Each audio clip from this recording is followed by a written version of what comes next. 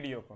Fluorine से chlorine, bromine और फिर आयोडीन तक जाने में विद्युत ऋणात्मकता क्या होती है? फ्लोरीन, क्लोरीन, ब्रोमीन, आयोडीन, इधर से इधर जाने में क्या होगा? ये वर्ग है, वर्ग का स्पेलिंग कम होता है, कम होता है तो घटता है, घटता है तो कम हो जाएगा, आंसर हो जाएगा। You will get the answer. Hello hello hello hello hello. अगला क्वेश्चन में आते हैं। चला, डोबेरिनर के 3 तत्वों में, चला डोबेरिनर ने सजा, इस पूरा मामला सुन लो, बढ़िया सुन लो। डोबेरिनर ने तिर्यक नियम दिया, न्यूलैंड ने ऑक्टेव रूल दिया। पूरा हम पूरा टेबल एक बार में देखो, थोड़ा सुना देते हैं। डोबेरिनर ने तिर्यक नियम दिया, न्यूलैंड ने ऑक्टेव नियम दिया। न्यूलैंड का डोबेरिनर ने कहा कि पहले और तीसरे तत्व का जो अनुभार का औसत होगा वो दूसरे तत्व के बराबर होगा, लेकिन ये फेल हो गया। उसके बाद न्यूलैंड आया, न्यूलैंड ने कहा कि भैया, न्यूलैंड के समय ज्ञात तत्वों की संख्या 56 थी और उस समय न्यूलैंड ने पीरियोडिक टेबल को सजा दिया सारे ग म प ध नि सा पर, ऑक्टेट रूल पर। कहा हर 8वें तत्व का गुण पहले तत्व के समान होगा, लेकिन इसका आवर्त सारणी कैल्शियम तक फ्लॉप ही मान्य था, उसके बाद मान्य नहीं था। थोरियम पर इसकी आवर्त सारणी का अंत हो गया। उसके बाद मेंडलीफ इसका एक और अवगुण है, अवगुण ये था, फ्लोरीन, क्लोरीन, ब्रोमीन, आयोडीन के साथ ही निकेल और कोबाल्ट को रख दिया, आयरन से दूर रख दिया निकेल और कोबाल्ट को। उसके बाद मेंडलीफ चचा आए। मेंडलीफ चचा के समय ज्ञात तत्वों की संख्या 63 थी। मेंडलीफ चचा ने परमाणु भार के आधार पर सजाया, हाइड्रोजन ने भारी विरोध कर दिया और कहा कि हमको परमाणु भार मेरे अलग अलग है, समस्थानिक के हमको अलग अलग स्थान दो, नहीं दे पाया। इसी कारण चुट्टे को गड़बड़ी के साथ गड़बड़ी हो गया, वो नहीं सजा पाया। पहला आवर्त सारणी लेकिन वही दिया था, उसने बहुत सारे तत्वों के लिए खाली स्थान छोड़े थे, नए नए तत्वों के आने के लिए। समस्थानिकों की खोज पहली बार उन्होंने की थी और अक्रिय गैसों को सबसे दाईं ओर बाईं ओर रख दिया था, फ्लोरीन, क्लोरीन, ब्रोमीन, आयोडीन, एस्टोटीन के। लेकिन उसके साथ लफड़ा था, वो निकेल को कोबाल्ट से पहले, कोबाल्ट को निकेल के बाद रखना चाहिए था, उल्टा कर दिया था, निकेल और कोबाल्ट के क्रम में गड़बड़ी कर दिया था। उसके बाद आए मोस्ले ने आधुनिक आवर्त सारणी का गठन किया सन 1913 ईस्वी में। इसके समय ज्ञात तत्वों की संख्या 114 थी। इसने परमाणु संख्या के आधार पर सजा दिया। परमाणु संख्या के आधार पर मोस्ले ने सजाया। सभी तत्व परमाणु संख्या के आधार पर सजे और इसकी कोई असुविधा के लिए इसमें कोई खेद नहीं था, इसलिए आधुनिक आवर्त सारणी को अभी तक माना जा रहा है। अब यहां से क्वेश्चन तुमको पूछेंगे, डोबेरिनर ने तत्वों को क्या किया था? एगो दिया ट्राइड, एगो दिया थ्राइस, एगो दिया ट्रिटियम, एगो दिया टेट्राइड। मां कसम, कुछ से कुछ ट्राइड होगा आंसर, त्रिक। ठीक है, थ्राइस मत मार देना, कहना थ्राइसो मतलब 3 होता है, नहीं होगा आंसर, आंसर होगा ट्राइड। अगला क्वेश्चन तुम्हारे स्क्रीन पर ये रहा, उत्कृष्ट गैसों का आयनन विभव। मैं चला हम तरह की बोले, आयनन विभव होगा, आयतन विभव नहीं, उत्कृष्ट गैसों का आयनन विभव। उत्कृष्ट गैसों का, उत्कृष्ट गैस बोले तो नोबेल गैस, नोबेल गैस बोले तो अक्रिय गैस, अक्रिय गैस बोले तो इनर्ट गैस, इनर्ट गैस बोले तो fluorine, helium, neon, argon, krypton, xenon and freon. मैन यही न होता है इन रास्तों पे। कहता है उत्कृष्ट गैस का आयनन विभव एक अवधि में अधिकतम होता है, एक अवधि में न्यूनतम होता है, एक अवधि में अधिकतम या न्यूनतम होता है, एक अवधि से कोई नहीं होता है। बता आंसर की हो जाएगा। What is the answer? What is the answer? Answer बता, आंसर बता, आंसर बता, आंसर बता, आंसर बता, आंसर बता। हम बोले थे आवर्त का स्पेलिंग बड़ा है उसमें अधिक होता है, वर्ग का स्पेलिंग छोटा है उसमें कम होता है, अवधि मतलब पीरियड अधिक होता है। Answer answer answer answer answer answer answer, you will get the answer. कुछ बच्चे सुतले रह जाते हैं, भगवान उनकी आत्मा को शांति दे, परमानेंट शांति देगा, जिंदगी भर अशांत रहेगा। इसलिए प्यारे बच्चों टाइम से उठिए और हमको थेसिस देना बंद कर दीजिए कि सर धीरे पढ़ाइए कि फास्ट पढ़ाइए। हमारा गुरु जी कितने पता है, तो हर गुरु हम कि हमारे गुरु तू। अरे दानव कहते हैं सोडियम कार्बोनेट जो कि एक क्षार है, बहुत अच्छी बात है, सोडियम कार्बोनेट जो कि एक क्षार है का उपयोग निम्न में से क्या करने के लिए किया जाता है? ये स्टेटमेंट टाइप क्वेश्चन सर पूछे जाते हैं, इसलिए आंसर बता इसका क्या होगा। कहता है बोरेक्स जैसे सोडियम यौगिक का निर्माण करता है। सही बात है, Na2B4O7 बोरेक्स का फॉर्मूला होता है, तो उसमें सोडियम होता है। जल की अस्थायी कठोरता दूर करने के लिए एकदम सोडियम कार्बोनेट का उपयोग करते हैं। कांच, साबुन और कागज उद्योग में इसका प्रयोग करते हैं। सब सही है, ABC तीनों एकदम। इस टाइप के स्टेटमेंट और रीजन वाले जो क्वेश्चंस हैं वो कुछ कुछ पूछे जाते हैं सर, इसको देख लो। ये थोड़े अटपटे टाइप क्वेश्चंस हैं जो तुमको देखना है, और जितने भी अटपटे टाइप क्वेश्चंस हैं शाम में 7:30 बजे जलूल से जलूल मिले। लेकिन सर आज नहीं, आज के बाद क्वेश्चन अभी हम बीच में बोल देते हैं ना तो मामला गड़बड़ हो जाएगा। आज के बाद की जो कक्षा है, चूंकि मेरी दादी का देहांत हो चुका है और आज नखवाल है, आज गुरुजी बाल कटाएंगे, अभी तक घर नहीं पहुंचे हैं, मामला एकदम संगीन है। और दादी मेरी हमको बहुत मानती थी, मतलब बता नहीं सकते हैं कितना मानती थी। 111 साल की उम्र में उनका डेथ हुआ है और हमको हर हाल में 2 दिन के लिए जाना ही पड़ेगा, तो सर कोई उपाय नहीं है। तो सर सोम मंगल कार्यक्रम है, बुध को हम आएंगे और गुरुवार से आपकी कक्षा ले पाएंगे। तो आपकी कक्षा आज के बाद मेरी जितनी भी कक्षाएं हैं वो सभी कक्षाएं गुरुवार से होगी, बाद बाकी सभी कक्षाएं अपने नियमित समय पर शेड्यूल्ड है, ठीक है। ये भी क्लास तुम्हारा गुरुवार को मॉर्निंग में होगा, और उसके बाद आपका जो 6ठा क्लास है, 4 क्लास और हम बोले उसमें सारा मामला हम शेड्यूल कर देंगे। तो आंसर हो जाएगा इसका ABC। कहता है निम्नलिखित में से कौन सा विकल्प सर्वाधिक विद्युत धनी तत्व के इलेक्ट्रॉनिक विन्यास का प्रतिनिधित्व करता है। एकरा में झोल है, ये क्वेश्चन एकदम झोलिया है। सर्वाधिक विद्युत धनी मतलब समझ लो इलेक्ट्रोपॉजिटिव की बात कर रहा है। तो वही होता है इधर से इधर जाने पर आवर्त में जो है वो बढ़ता, आवर्त में जो है वो बढ़ता, न आवर्त में बढ़ता, इधर से इधर जाने पर घटता, वर्ग में घटता। तो कहता है निम्नलिखित में से कौन सा विकल्प सर्वाधिक विद्युत धनी तत्व के इलेक्ट्रॉनिक विन्यास का प्रतिनिधित्व करता। बता आंसर क्या हो जाएगा। What is the answer for 13 का आंसर बता क्या हो जाएगा। कहते हैं सर्वाधिक विद्युत धनी तत्व का इलेक्ट्रॉनिक विन्यास। सर सर्वाधिक विद्युत धनी तत्व की अगर बात करोगे तो इलेक्ट्रॉनिक विन्यास उसका क्या है, गौर से देखो। ये हीलियम 2s1 है, तो यानी हीलियम का होता है 2 और उसके बाद 2 1 3 हो गया। हीलियम का होता है 2 और 2 1 3 हो गया, तो 2 1 3 हो गया, 2 1 2 3 ये हो गया लिथियम, ये हो गया चला ए नंबर ऑप्शन तो है। उसके बाद है हीलियम 2s2, तो हीलियम होता है 2 और 2 4, तो ये हो गया तुम्हारा 4 4 4 हो गया बेरिलियम। उसके बाद आता है चला जेनॉन 2s2, जेनॉन 2s2, तो जेनॉन होता है तुम्हारा 54 और 54 और 2 हो गया 56 और 54 2 56, 54 2 56 हो गया बेरिलियम, ये हो गया तुम्हारा बी नंबर ऑप्शन, और ई हो गया तुम्हारा सी नंबर ऑप्शन। और जेनॉन 6s1, जेनॉन होता है 54 और 54 एक हो गया 55, तो ई हो गया चला डी फॉर डॉग।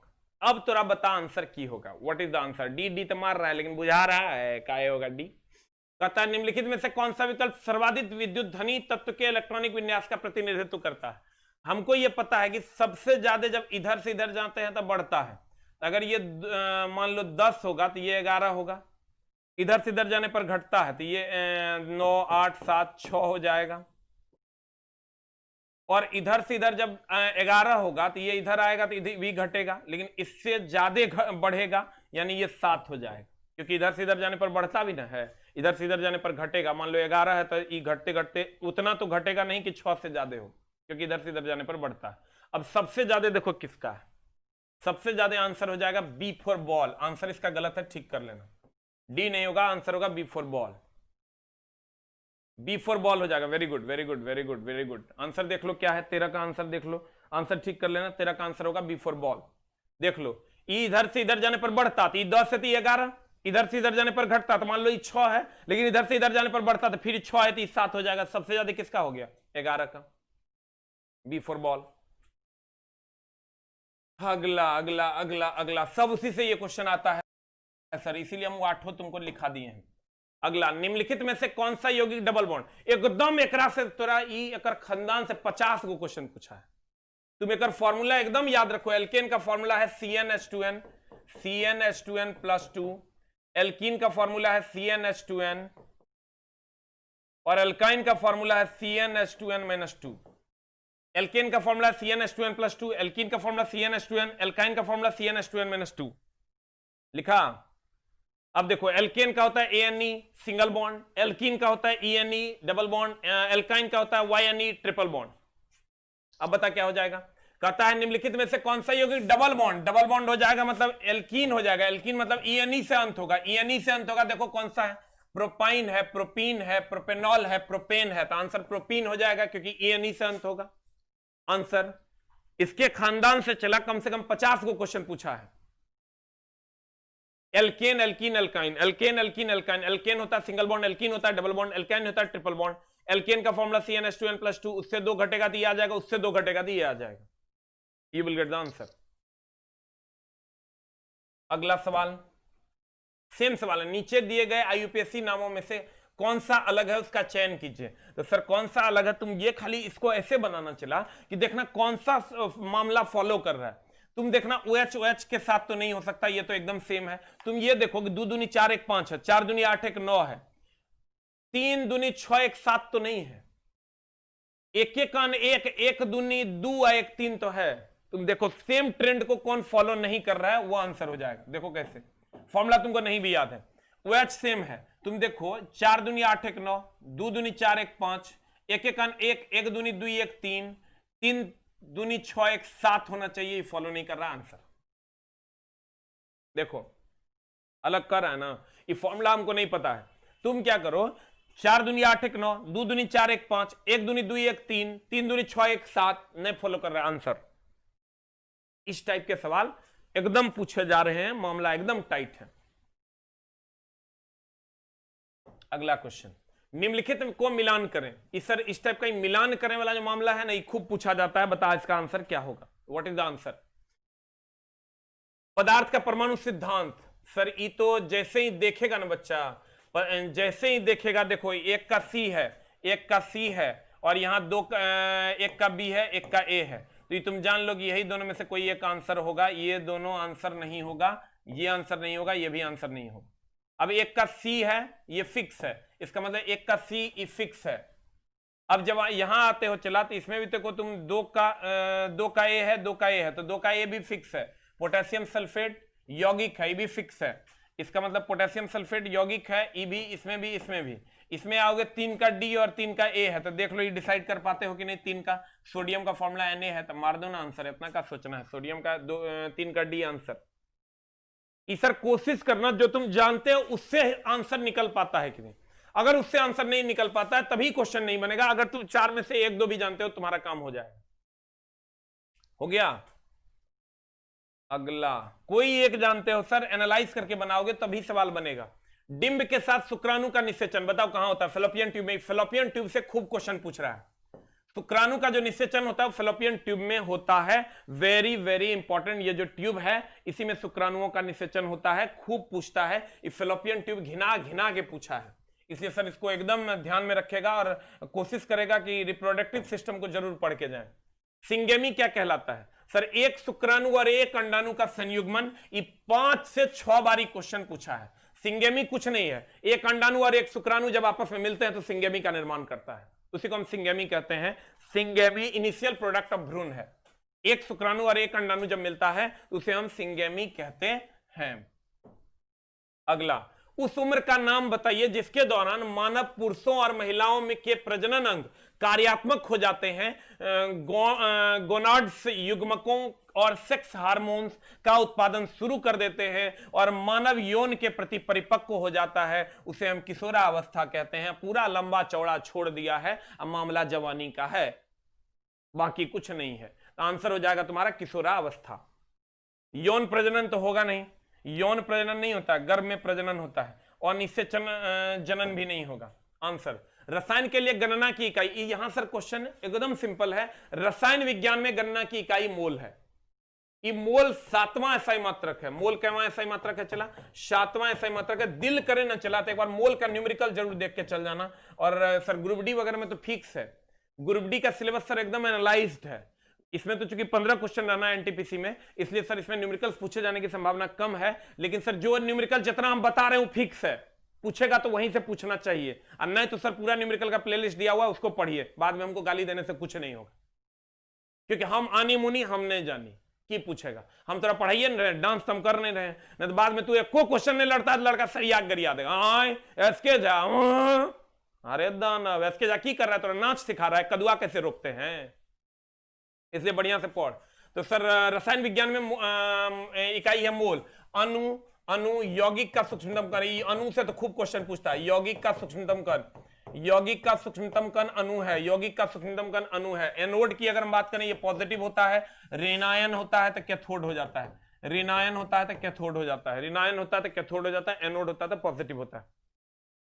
सर हम कोशिश करते हैं कि आपका कंप्लीट रिवीजन हो सके, और आज के बाद कक्षा गुरुवार को होगी। कितने लोग ऐसे हैं सर जो अभी अगर हम आपको एक आगे के लिए, अगर आप चाहते हैं कि बैच आपका फिजिक्स का हो, फिजिक्स का या केमिस्ट्री का या बायो का कोई ऐसा व्यक्ति है जो मेरा क्लास, मेरा पर्सनली अगर आप क्लास चाहते हैं, या ट्रेड का, तो आप सर 8 टाइप करें अगर जरूरत है तो उसी के हिसाब से सर हम बैच एक कोशिश करेंगे देने का, ट्रेड का या साइंस का। जितने लोगों को जरूरत है सिर्फ वही टाइप करेंगे 8, तो मैं देख लूं सर कितने लोगों को जरूरत है, उस हिसाब से हम बैच को डिजाइन कर देंगे। जिनको भी सर मेरे बैच की ट्रेड की या साइंस की जरूरत है कृपया 8 टाइप कर दें, और अगर नहीं जरूरत है तो कुछ भी टाइप करने की जरूरत नहीं है। नहीं जरूरत है सर कुछ भी टाइप करने की जरूरत नहीं, आप पढ़ाई के लिए जा सकते हैं, आप सर पढ़ाई के लिए जा सकते हैं, कुछ मत कीजिए, 1 सेकंड भी अपना टाइम बर्बाद मत कीजिए और चुपचाप पढ़ाई के लिए चले जाइए। Very good very good very good, चलिए thank you very much sir, हम देख लिए हैं। Thank you thank you thank you very much, सबको नमस्कार है। 1 मिनट भी अपना टाइम नहीं बर्बाद करना, सीधा पढ़ाई के लिए चल देना है। Thank you very much. आज के बाद मेरी क्लास गुरुवार को होगी, अभी सिर्फ फिजिक्स वाली क्लास अभी हम ले लेंगे, और उसके बाद शाम वाला भी क्लास ऑफ है, और सभी कक्षाएं मेरी गुरुवार से होगी अभी, लेकिन फिजिक्स वाली क्लास होगी, बाद बाकी सभी क्लासेस बंद रहेगी, क्योंकि दादी को के क्रियाक्रम में जाना एकदम जरूरी है, ना तो मामला गड़बड़ हो जाएगा, परिवार से निकाल देगा। Thank you very much.